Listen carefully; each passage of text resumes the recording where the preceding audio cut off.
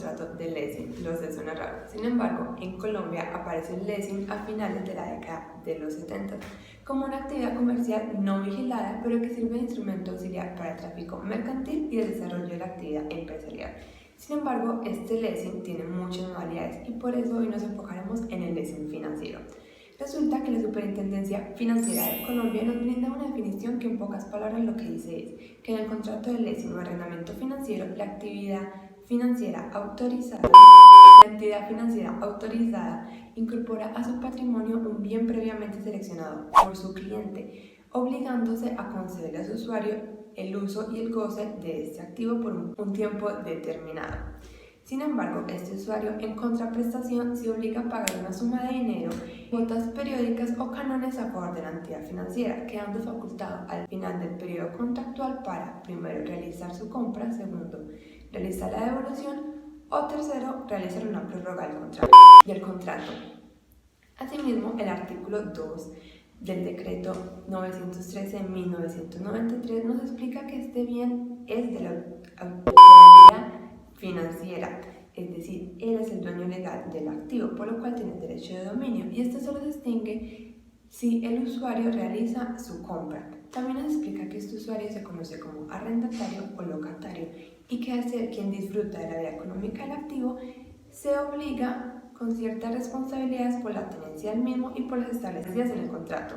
Estas pueden ser los seguros y el mantenimiento. También, como ya se dijo, el contrato de leasing no está regulado por la ley, por lo cual los derechos y las obligaciones de las partes se encuentran establecidos por lo estipulado en el contrato y, en ausencia de estas, por analogías de las normas establecidas por la ley. Los elementos para la formación y validez del contrato de leasing financiero. En todo contrato de leasing financiero deben intervenir por lo menos dos partes: una compañía de financiamiento comercial, propietaria del bien objeto del leasing, y un locatario, persona natural o jurídica que recibe la tenencia de este mismo para su uso y goce. Las sociedades de leasing son sociedades comerciales en cuyo objeto social está contemplada como actividad principal la celebración permanente de las operaciones de leasing o arrendamiento financiero. El locatario es una persona, bien sea natural o jurídica, que recibe la tenencia del bien dado en arrendamiento, en contraprestación de un canon de arrendamiento en el término y plazo pactados en el contrato. Los elementos necesarios de un leasing financiero son: primero, la entrega de un bien para su uso y goce.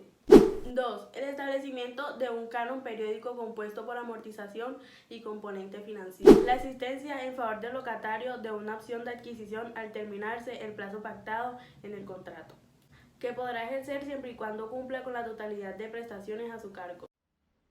Los elementos accidentales forman parte de los elementos constitutivos de los contratos. Los elementos accidentales no son necesarios para la existencia del contrato, pues estos elementos son añadidos por las partes para modificar los efectos que a ellos les parezca de mayor conveniencia.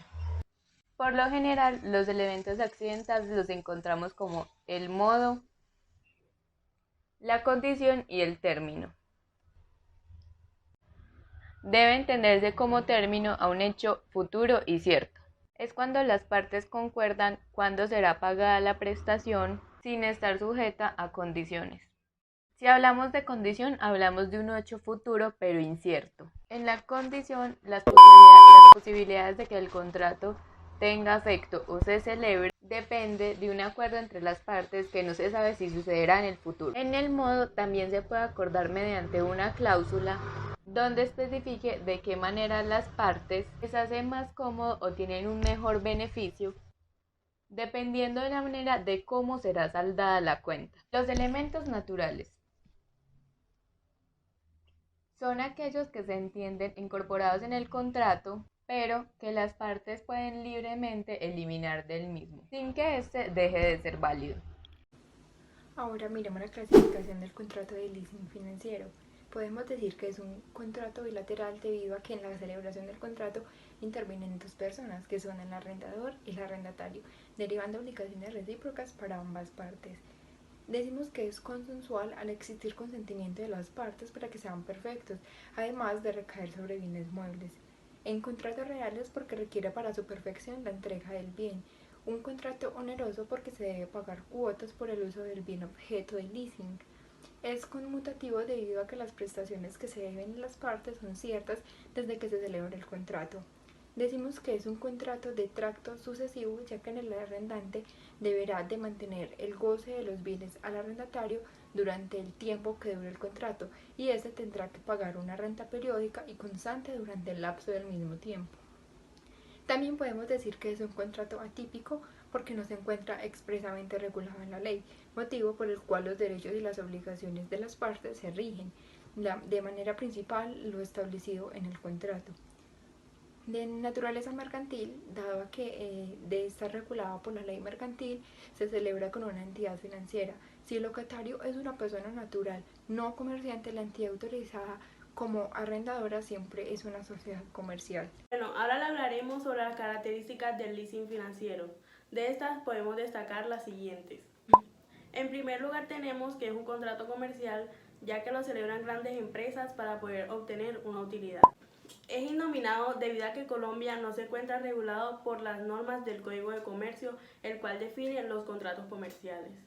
En tercer lugar, es un contrato de carácter consensual, ya que para su perfeccionamiento solo basta la voluntad de ambas partes. De igual forma, es bilateral, pues ambas partes contratantes le asisten obligaciones. Es oneroso, puesto que reviste utilidades para quien recibe el arrendamiento. Y posiblemente, si el arrendatario decide adquirir el bien, se genera utilidad en la compra. Igual que el arrendatario recibe los beneficios que el uso de la cosa le pueda otorgar. En sexto lugar tenemos que es de tracto sucesivo, ya que el contrato se va desarrollando continuamente. En séptimo lugar tenemos que como no es un contrato que está regulado por el Código de Comercio, es un contrato de carácter principal, es decir, que no requiere la asistencia de otro contrato para poder existir. Ahora miremos entonces cuál es la diferencia de otros contratos. Tenemos que el leasing se puede clasificar en operativo o financiero. Tenemos que el leasing operativo es realizado directamente por las empresas fabricantes, distribuidoras o importadoras, mientras que el leasing financiero es realizado por un intermediario financiero, habitualmente una sociedad de leasing. Dicha sociedad adquiere un bien con objeto de arrendarlo al cliente con una opción de compra a futuro. La duración de los contratos suele ser de 1 a 3 años en el leasing operativo. El leasing financiero suele exceder dicho plazo. Por lo general, en el leasing financiero es irrevocable durante el plazo pactado, mientras que en el leasing operativo se suele contemplar la posibilidad de una rescisión anticipada. También tenemos que tanto los gastos de reparación y mantenimiento como los riesgos técnicos y de obsolescencia corren a cargo del arrendador cuando es el caso del leasing operativo y a cargo del arrendatario en el leasing financiero.